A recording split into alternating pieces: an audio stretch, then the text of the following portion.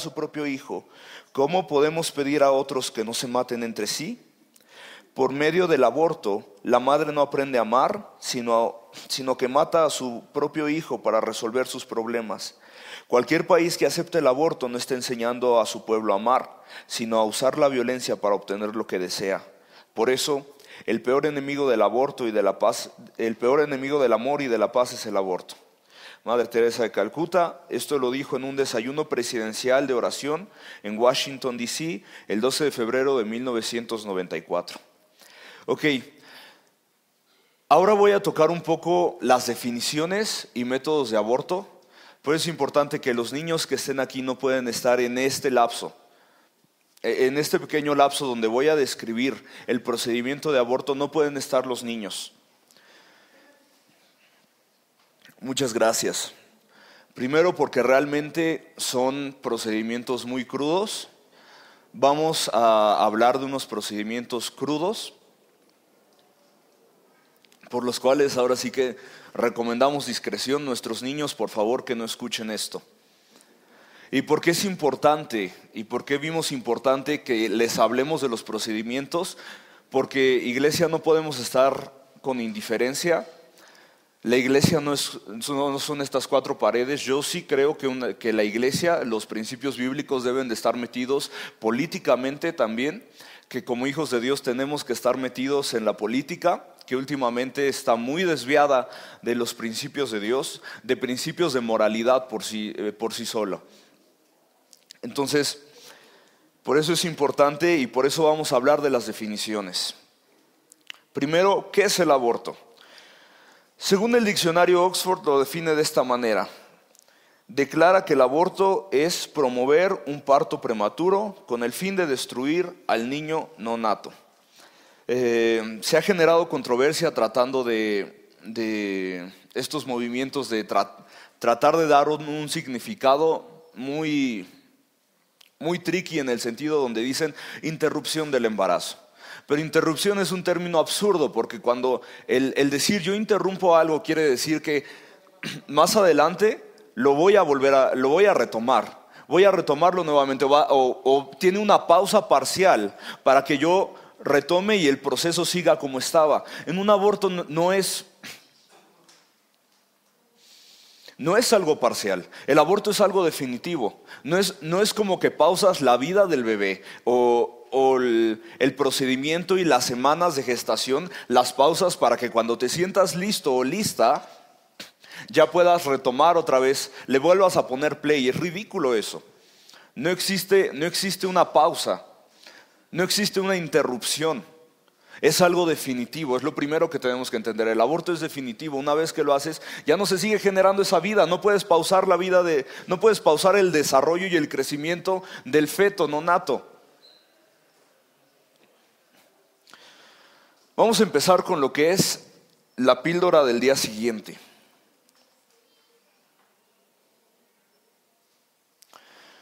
Es un producto químico que se toma dentro de las primeras 72 horas de un embarazo.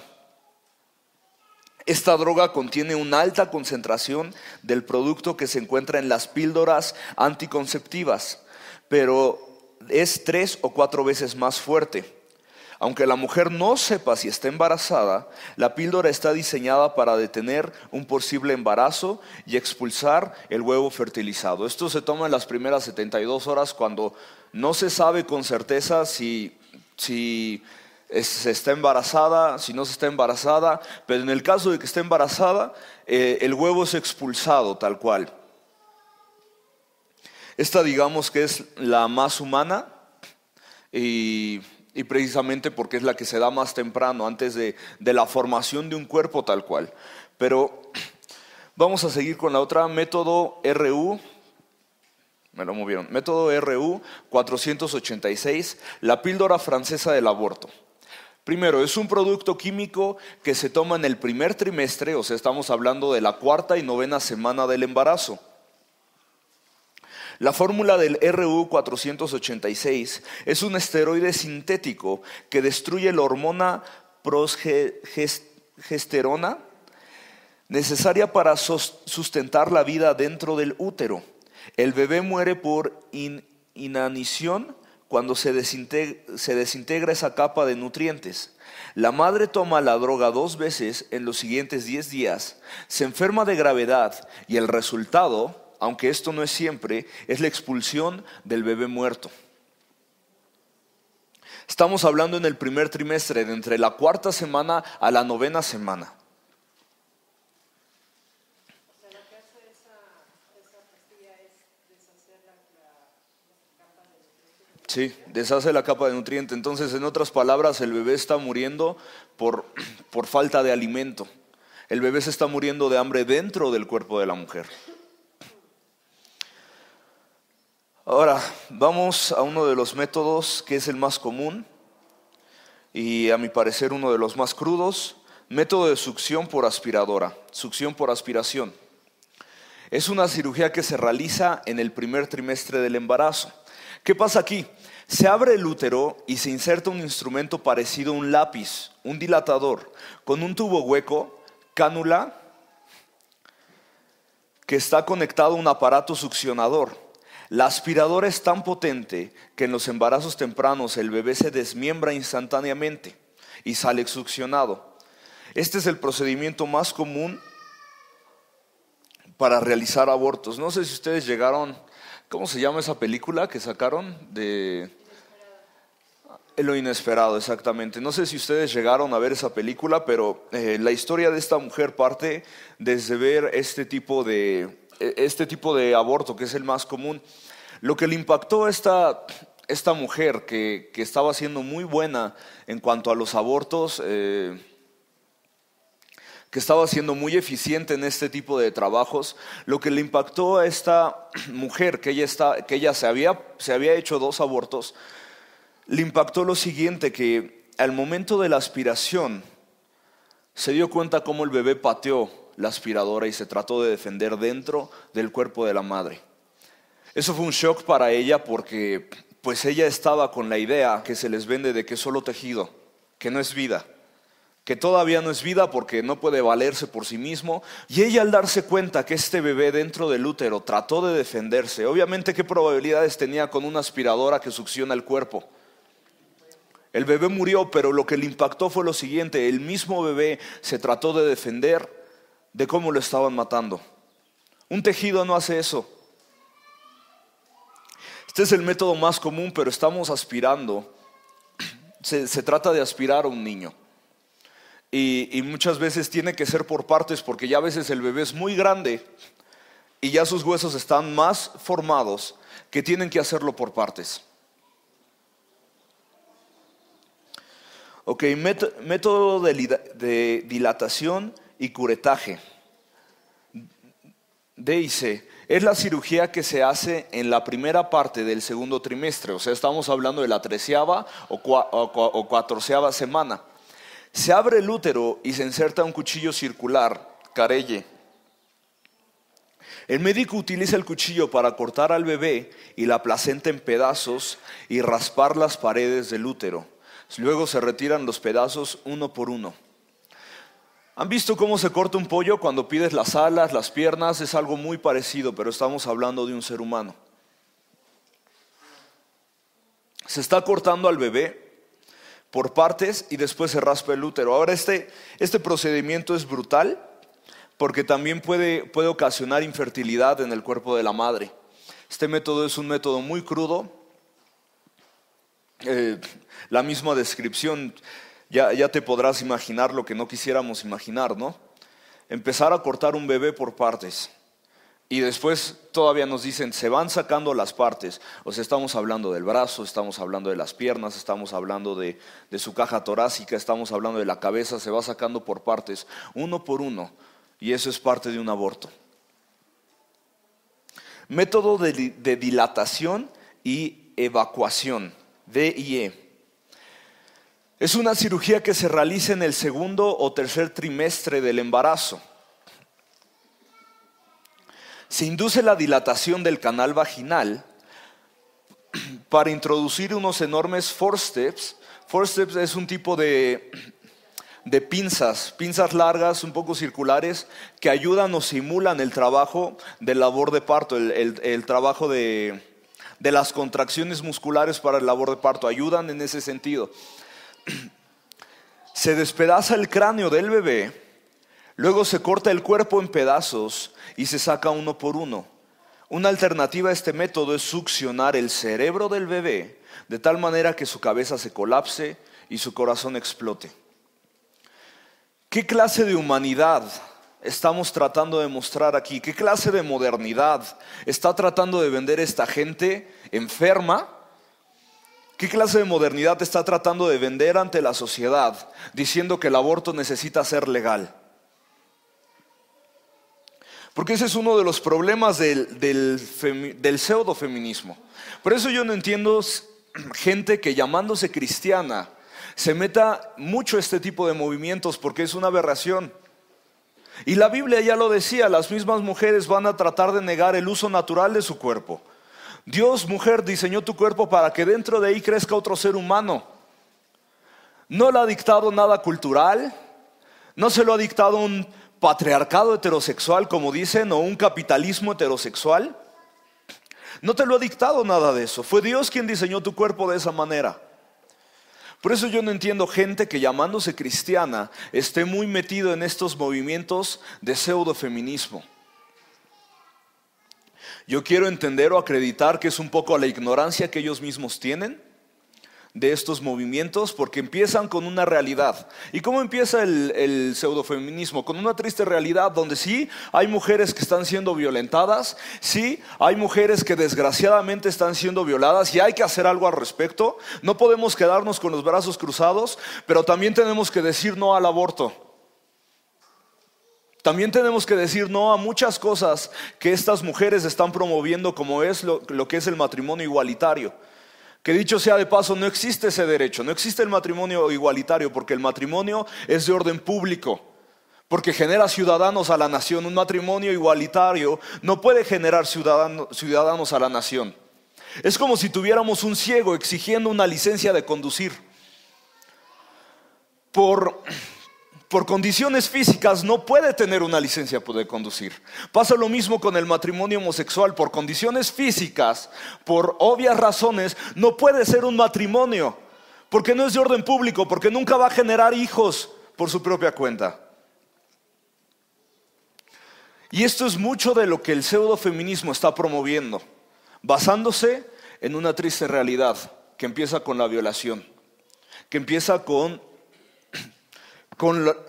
cierta opresión de la mujer e históricamente sí lo ha tenido.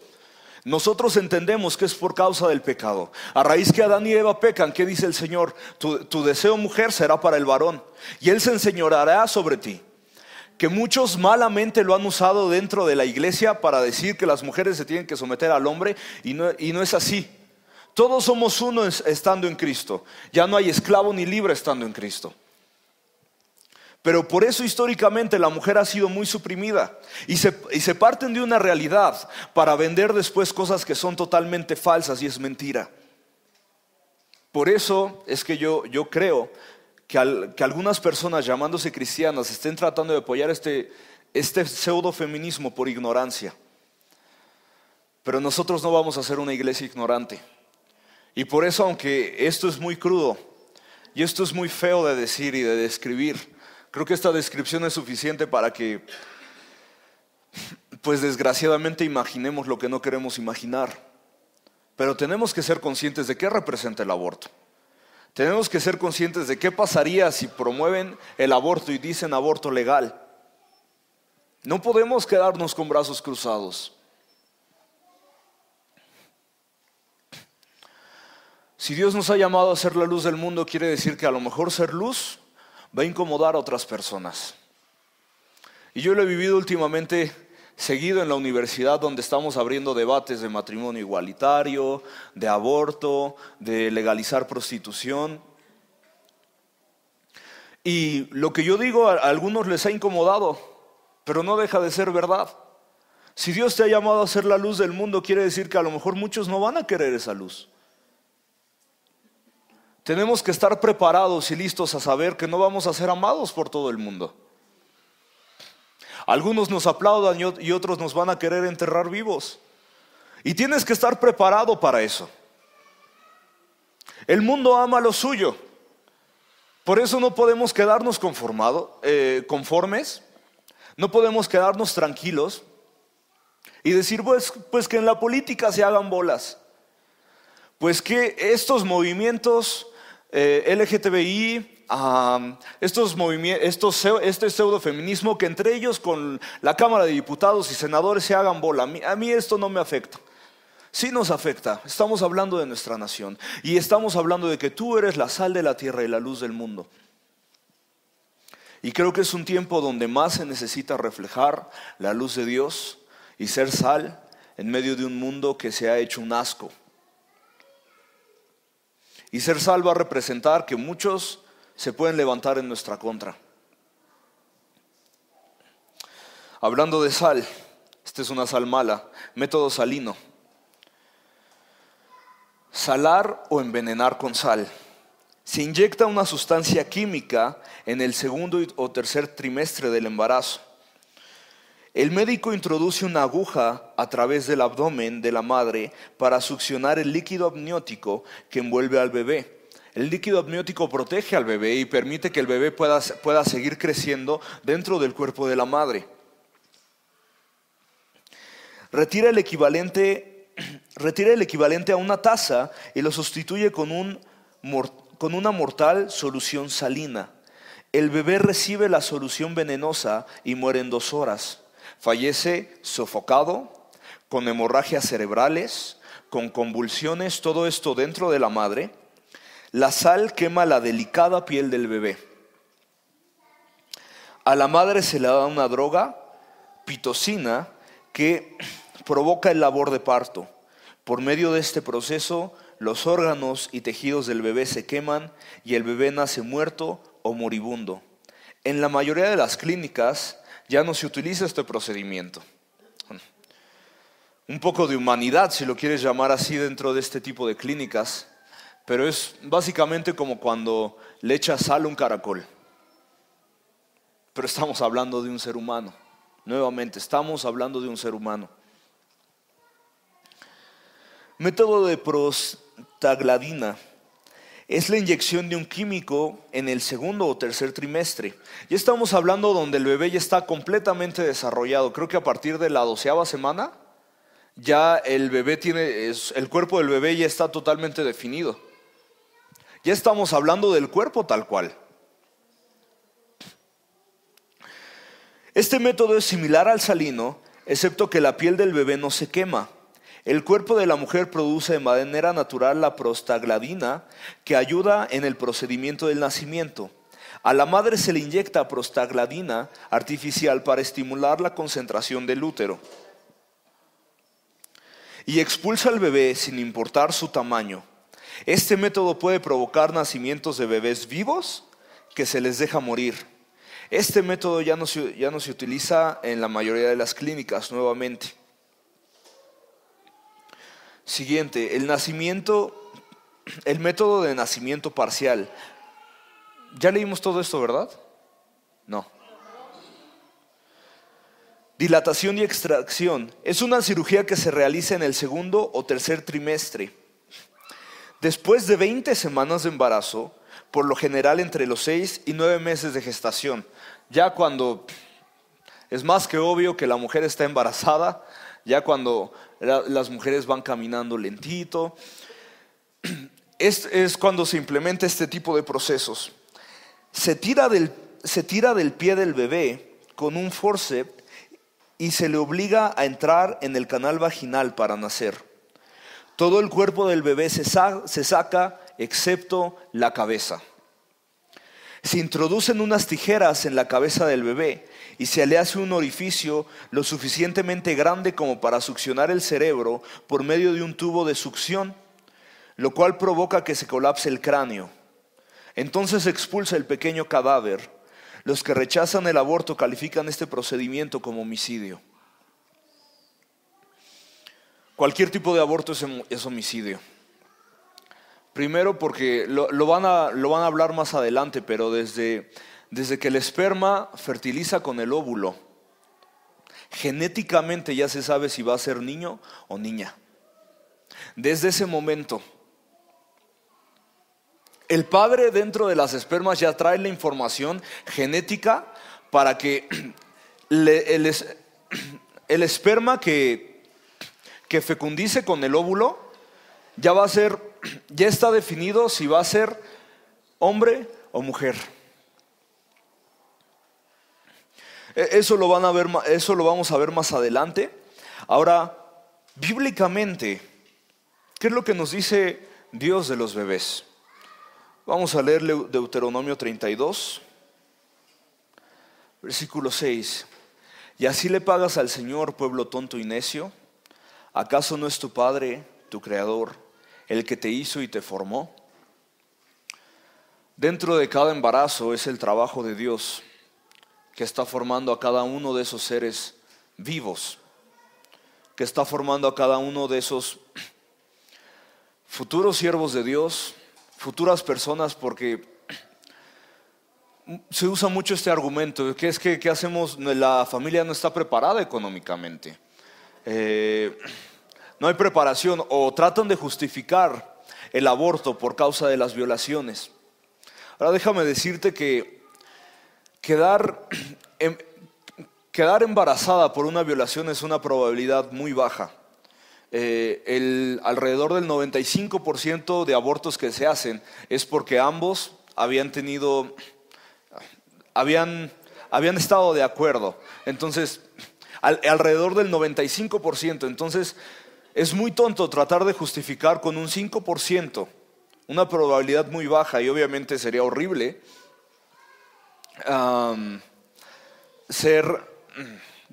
estar embarazada por producto de una violación. Aún así el bebé no tiene la culpa, no puedes justificar un crimen con un homicidio. Si realmente es mucho problema, creo que por eso existen casas hogares, existen institutos donde se puede dar en adopción. Pero eso hablando en término de violación, pero no puedes justificar de un 5% el 95% de abortos que se hacen, que no tienen nada que ver con violación. Cada aborto es un homicidio. Y estos son los métodos comunes que se hacen o que se hacían. El método común es el de la aspiración, donde se va aspirando al bebé por partes. Métodos muy crudos. ¿Y por qué les mostramos estos métodos? ¿Por qué les describimos estos métodos? Porque tenemos que estar conscientes en qué representa el aborto.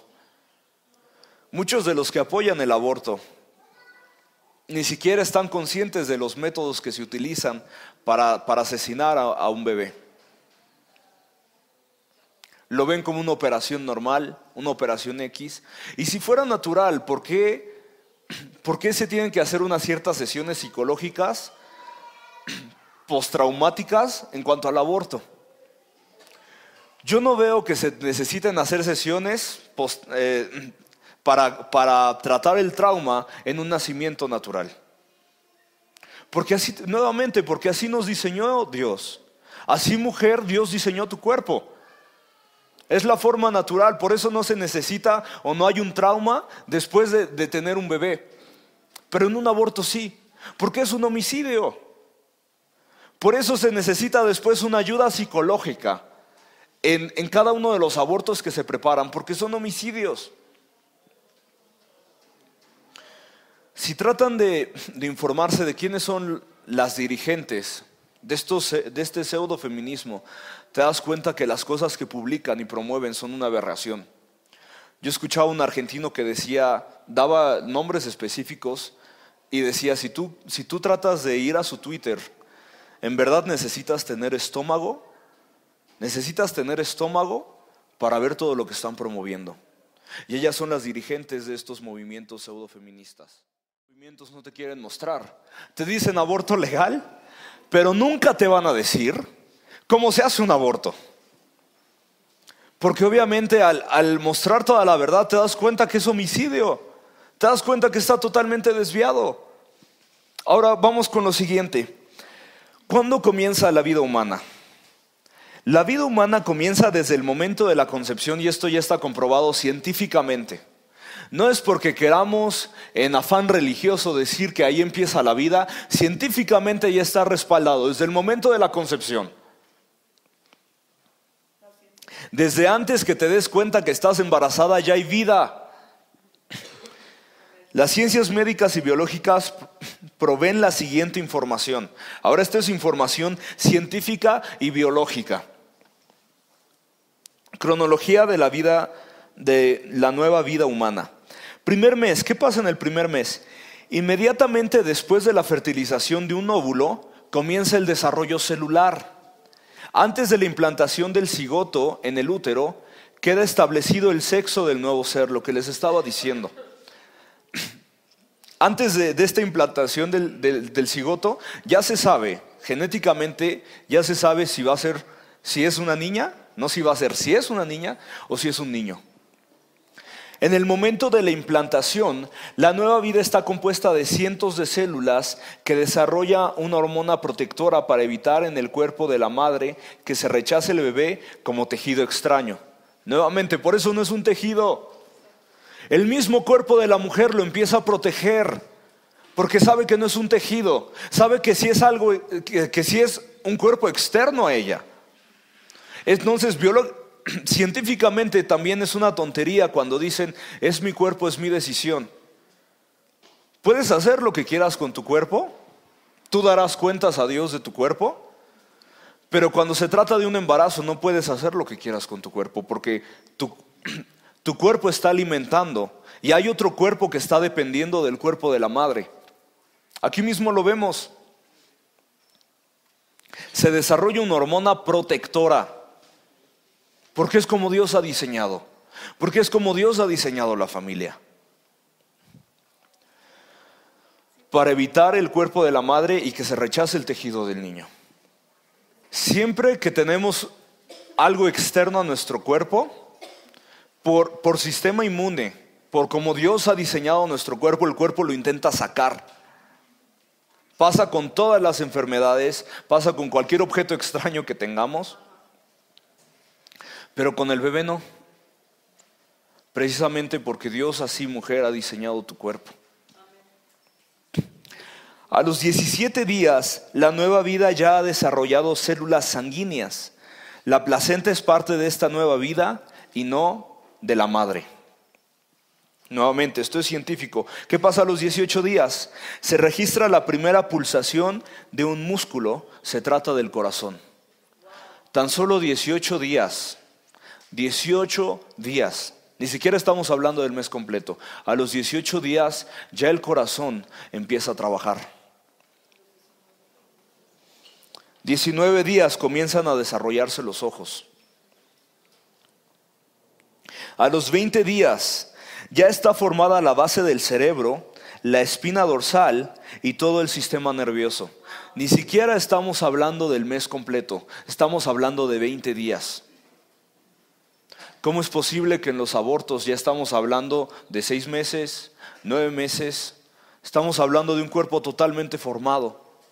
Si a los 20 días ya está la espina dorsal, ya están los ojos, ya está el cerebro. 21 días el corazón comienza a latir de forma regular.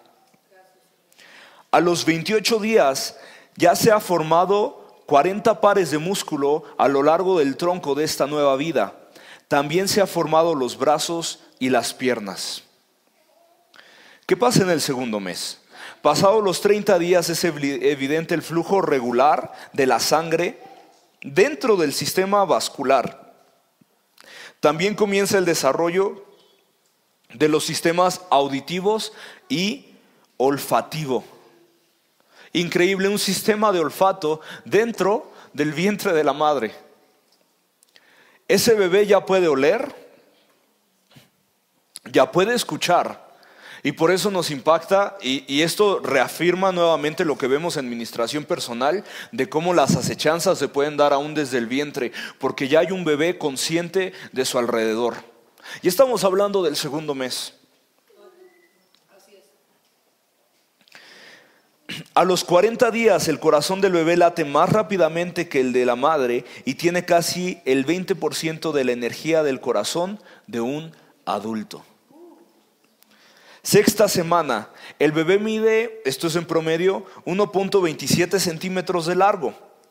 A los 42 días, el esqueleto está completo y presenta varios reflejos. A los 43 días se registran ondas eléctricas cerebrales. Esta es evidencia concentrada de que ya no se ha formado concreta de que ya se ha formado la parte cerebral causante del proceso de razonamiento. Se puede considerar que el nuevo ser es una persona pensante. Y todavía no terminamos, pero ya con esto, científicamente creo que deshaces cualquier idea de por qué apoyar el aborto. Creo que deshaces cualquier argumento de estas personas que tratan y se excusan diciendo que el aborto necesita ser un derecho para la mujer.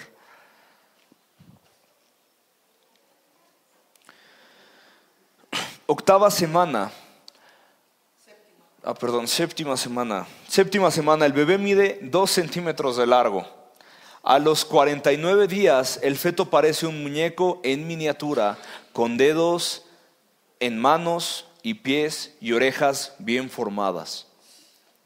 Octava semana. A los 56 días, todos sus órganos ya funcionan: el estómago, hígado, riñones y cerebro.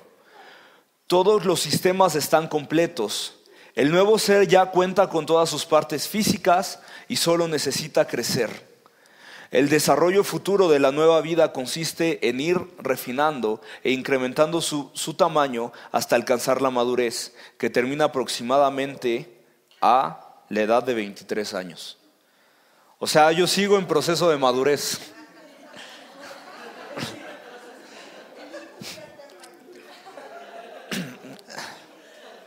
Yo sigo en proceso de madurez. Esta etapa ocurre casi 2 meses antes de que la mamá lo note o siente el movimiento del bebé en su vientre. La madre no siente el movimiento del bebé sino hasta 4 meses después de la concepción. Tercer mes, estamos hablando de la 9ª semana. El bebé mide 5 centímetros de largo. Aparecen las huellas dactilares. La 9ª y 10ª semana, el nuevo ser entreabre los ojos, traga, retrae su lengua. El contorno de su cara y su cuerpo van tomando la apariencia de un bebé y sus características físicas se hacen obvias. A las 11 y 12 semanas, mueve brazos y piernas y aparecen las uñas de manos y pies. Además de chuparse el dedo pulgar, el nuevo ser inhala y expele el líquido amniótico. Cuarto mes. A las 13 semanas comienza a crecer el pelo de su cabeza. A la 14ª semana, el bebé puede juntar sus manos y se chupa el dedo pulgar. A la semana 16 se puede distinguir con claridad los órganos genitales. Las manitas ya pueden asir cosas. Vamos a ver Oseas 12. Oseas capítulo 12, verso 3.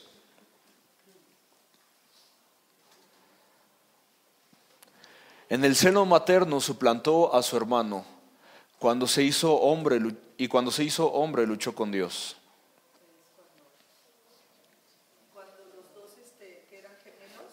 Ok. Sí, que uno quería nacer antes que el otro, exactamente. ¿Por qué ponemos este versículo? Porque no es la Biblia respaldando la ciencia, es la ciencia respaldando la Biblia. Sí, vemos cómo los bebés ya están conscientes porque ya son personas desde el momento de la concepción. Aún antes de que tú te des cuenta que estás embarazada, ya tienes una persona dentro de ti. Y nuevamente les digo, no es la Biblia respaldando la ciencia. Eso no existe. Es la ciencia respaldando lo que la Biblia ya decía. Ok.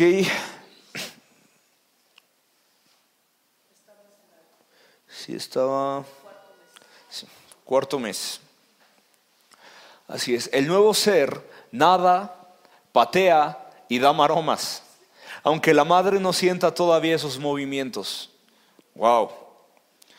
Creo que aquí por eso a veces es evidente cómo ya de repente armamos la pachanga y solo le decimos a mamá, bueno, es a las 7 de la noche van a llegar mis amigos y vamos a hacer esto, y la mamá ni enterada, porque desde el vientre andamos en nuestra fiesta, andamos en nuestro rollo y la mamá ni siquiera se da cuenta. Entonces, esta maña la aprendemos desde el vientre de nuestra madre. Cuando llegamos y mamá, va a venir Juanito a las 7 de la noche a la casa y vamos a ver películas o esto, o de repente a la mera hora le dices, mamá, voy a salir con unos amigos, te escribo cuando llegue, ¿no? Lo aprendemos desde el vientre, entonces ni modo, ya estaba. Desde el vientre aprendimos esta maña. Andamos en nuestro rollo, moviendo, nadando, haciendo nuestras maromas, y la madre ni siquiera se da cuenta. Ni siquiera lo siente, pero sé consciente de todo lo que hace el bebé, y aún muchas veces ni siquiera estamos conscientes de lo que está haciendo el bebé en esos momentos. Quinto mes. A las 18 semanas el bebé ya mide 30 centímetros. 30 centímetros de largo, y la madre puede sentir el movimiento de su bebé. Las cuerdas vocales ya están funcionando. El nuevo ser ya puede llorar. Ya puede llorar, y estamos hablando, todavía está en el vientre de la madre. Sexto mes. A las 26 semanas, todos los órganos de los sentidos ya funcionan. El bebé ya puede oír, ver, gustar y tocar. Y estamos hablando del sexto mes. La formación que Dios ha diseñado es alrededor, un promedio de 9 meses. Todavía le falta el último trimestre. Y solo analiza todo lo que ya puede hacer el bebé desde el sexto mes. Aunque nadie comprende todos los caminos y obras de Dios, Él hará lo mejor a favor de usted y su bebé. Cada vida preciosa que se anida en el vientre de una madre está en proceso formativo de Dios, el hacedor de todas las cosas.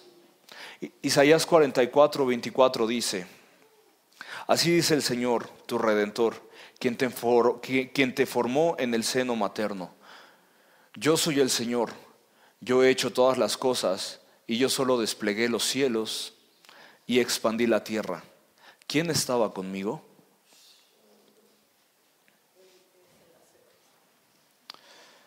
Una vez yo hablaba con un hermano que había nacido su bebé junto con otro amigo, y un amigo le preguntó, ¿y qué se siente cuando viste nacer a tu bebé? Y él nos dijo lo siguiente: yo cuando vi y cuando cargué a mi hijo en brazos, fue para mí más evidente saber que hay un Dios. Para mí fue más obvio entender que somos producto de un creador. Cuando cargué a mi hijo en brazos por primera vez,